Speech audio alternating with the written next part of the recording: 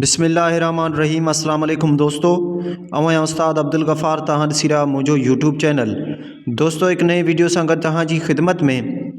दोस्तों अॼु सबक 26 पढ़ंदासीं दर्जे 7 मां, जंहिंजो उनवान आहे फुटबॉल रांदि। तव्हां दोस्तनि खे गुज़ारिश आहे जेकॾहिं चैनल ते नवां आहियो चैनल खे सब्सक्राइब, वीडियो खे लाइक शेयर ऐं पंहिंजे क़ीमती राय खां ज़रूरु आगाह कंदा। हलूं था सबक के पढ़ण जे तरफ़। सबक 26 फुटबॉल रांदि। जियां इंसान खे वर्जिश चुस्त रखे थी, तीअं हर का रांदि इंसानी जिस्म जे उज़वनि खे चुस्त ऐं सघारो बनाए थी। रांदि कहिड़ी बि हुजे, खेॾण ऐं ॾिसण में बेहदि मज़ो ईंदो आहे। अॼुकल्ह दुनिया जी अहम रांदियुनि मां फुटबॉल रांदि बि हिकु आहे। हीअ रांदि हथनि सां न पर पेरनि सां खेॾी वेंदी आहे। हीअ रांदि आॻाटे ज़माने खां जर्मनी, चीन, जापान, ऑस्ट्रेलिया, यूनान ऐं इटली मुल्कनि में खेॾी वेंदी हुई।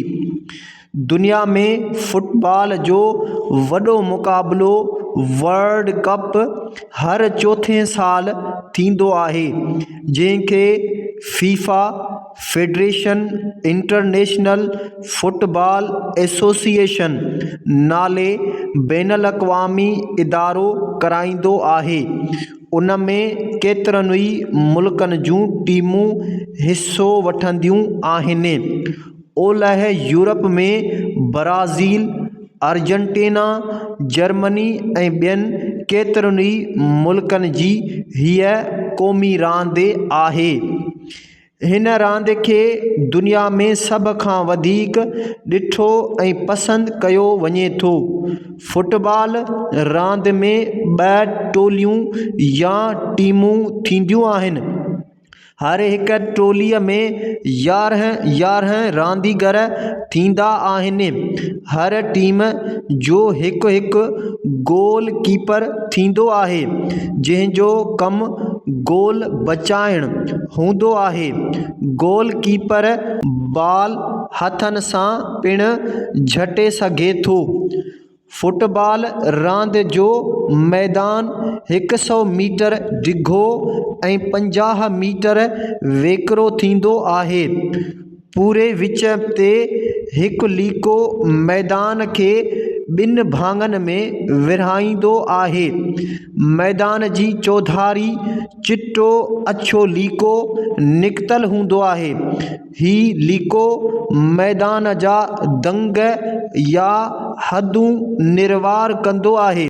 मैदान जी ॿिन्ही डिघाईअ वारनि छेड़नि जे विच में आम्हूं साम्हूं कुझु मुफ़ासिले ते 2 पोल खुतल हूंदा आहिनि, जेकी गोल जा निशान हूंदा आहिनि।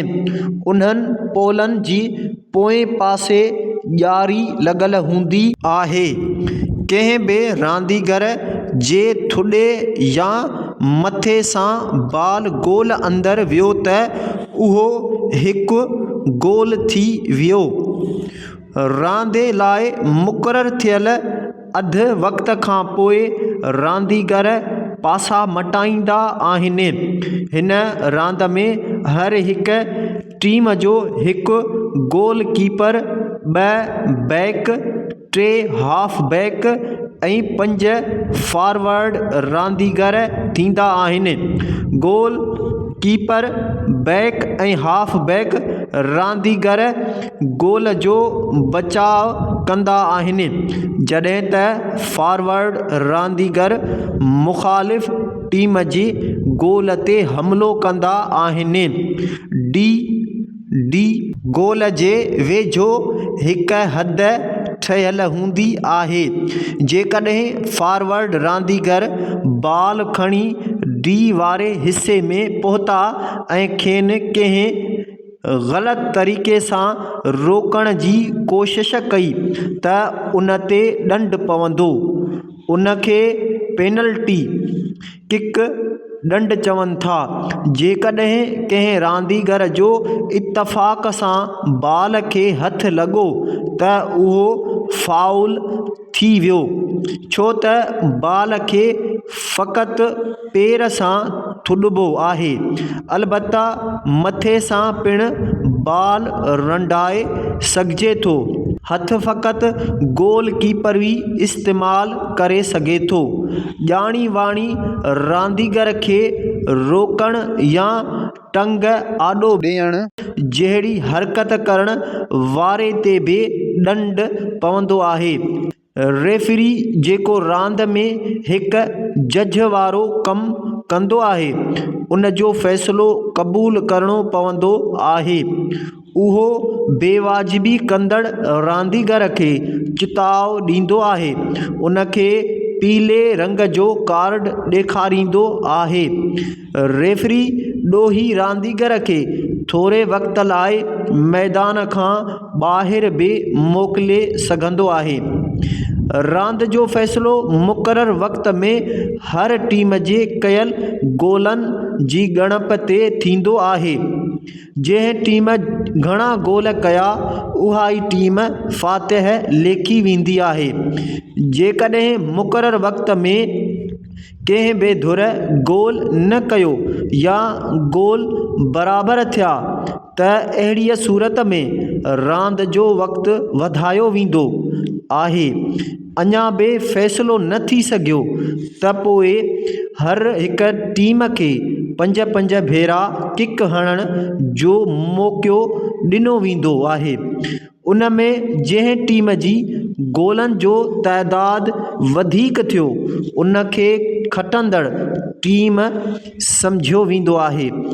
असांजे मुल्क पाकिस्तान खे इहो एज़ाज़ु हासिलु आहे त दुनिया में जिते जिते बि फुटबॉल रांदि खेॾी वेंदी आहे, उन में इस्तेमालु थींदड़ बाल हमेशह पाकिस्तान जे मशहूरु शहर सियालकोट जो ठहियलु हूंदो आहे। उहो बाल अॻु चमड़ी जी 36 टुकड़नि सां ठाहियो वेंदो हो, पर 2014 ईस्वीअ जे वर्ल्ड कप लाइ जेको बाल ठाहियो वियो, उहो सिर्फ़ 4 टुकड़नि मां तयारु कयो वियो हो।